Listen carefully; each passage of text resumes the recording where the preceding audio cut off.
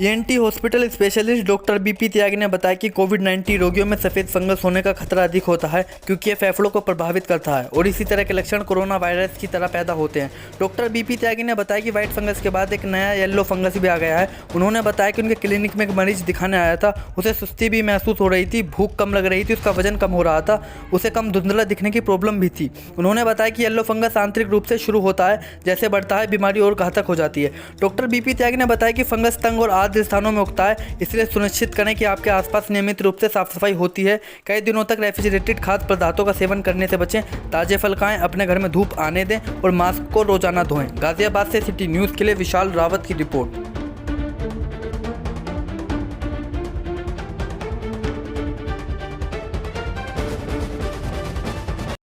मैं doctor B P त्यागी हूँ, हर्ष ENT hospital से। हमारे पास ब्लैक फंगस भी आ रहा है और वाइट फंगस भी आ रहा है।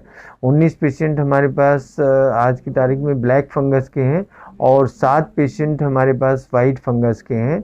वाइट फंगस और ब्लैक फंगस में क्या अंतर है ये मैं आपको बताना चाह रहा हूँ। जो ये ब्लैक फंगस होता है वो नाक के रास्ते से आँख तक जाता है, हड्डी को गला के, और आँख के रास्ते से दिमाग में चला जाता है। तो ये एक तरह का ब्रेन स्ट्रोक कर सकता है। जो वाइट फंगस है वो नाक के रास्ते से फेफड़े में जाने का खतरा रहता है और इसको बोलते हैं हम एस्परजिलोसिस न्यूमोनाइटिस।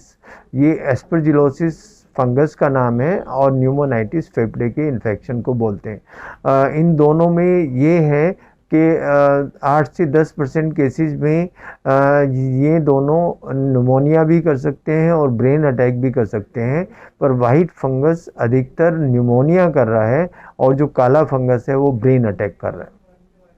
डॉक्टर साहब, पहले ब्लैक फंगस था, उसके बाद व्हाइट फंगस था, अब येलो फंगस आ गया। येलो फंगस के क्या लक्षण है, इन लक्षणों की कैसे पहचान होगी और इनसे बचाव कैसे होगा? जो येलो फंगस है उसका नाम है म्यूकर सेप्टिकस।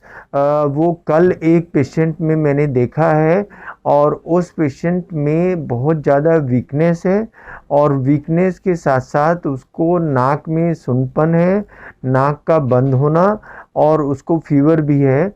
जब हमने उसको देखा कि उसमें तीनों तरह के फंगस हैं तो उनकी हमने सफाई की। सफाई करने के बाद अब उनको इंजेक्शन एम्फोटेरिसिन बी पे रखा गया है।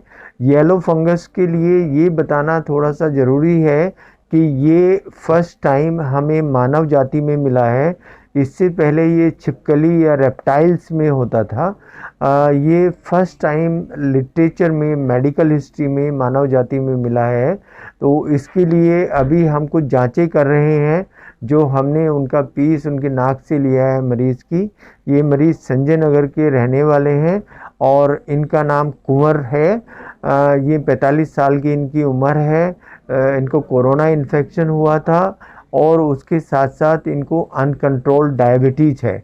तो ये तो जांच के बाद ही पता लग पाएगा, पर जैसा उसका नाम बताता है म्यूकर सेप्टिकस, वो सेप्टिसीमिया कर सकता है और सेप्टिसीमिया के अगर किसी पेशेंट को होता है तो वो उसके लिए घातक हो सकता है क्योंकि वो सारे ऑर्गन पे असर करता है। डॉक्टर साहब, देखा गया है कि कोरोना के जो पेशेंट ठीक होकर घर जा रहे हैं उनमें बहुत चिड़चिड़ापन हो रहा है। उस बारे में दर्शकों को बताइए कि क्यों हो रहा है। जो ठीक होकर जा रहे हैं कोरोना के पेशेंट, उनमें वीकनेस आ जाती है, उनमें इलेक्ट्रोलाइट इम्बैलेंस हो जाता है, जैसे सोडियम की कमी हो जाती है और उसमें पोटेशियम का इम्बैलेंस हो जाता है और उसके साथ साथ वीकनेस क्योंकि काफ़ी होती है तो उनमें चिड़चिड़ापन आ जाता है। तो ऐसे में कोई घबराने वाली, कोई चिंता वाली बात नहीं है।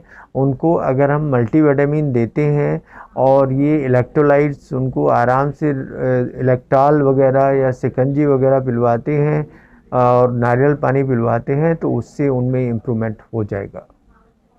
डॉक्टर साहब, अब 3 फंगस आ चुके हैं, पहले ब्लैक फंगस आया, फिर व्हाइट फंगस, फिर येलो फंगस। आपको क्या लगता है, आप डॉक्टर हैं, कि फंगस की मात्रा भी बढ़ सकती है, केवल इतनी ही रहेगी? नहीं, फंगस की मात्रा इसलिए बढ़ सकती है क्योंकि कोविड में जो पेशेंट शुगर वाले मरीज़ थे उनको स्टेरॉयड का इस्तेमाल किया गया है और स्टेरॉयड के इस्तेमाल से उनकी जो शुगर है वो अनकंट्रोल्ड रही है, तो ऐसे में उनका इम्यूनिटी कम हो जाता है और इम्यूनिटी कम होने से इस तरह के फंगल इन्फेक्शन होते हैं।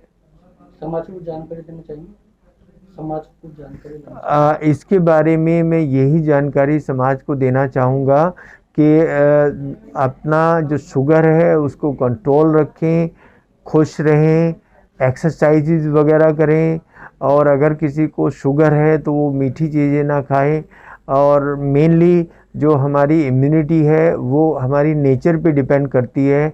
अगर हम बहुत ज़्यादा टेंस रहेंगे तो हमारी इम्यूनिटी इतनी अच्छी नहीं रहेगी, लेकिन अगर हम हंसमुख रहेंगे, खुश रहेंगे तो हमारा इम्यून स्टेटस अच्छा रहेगा।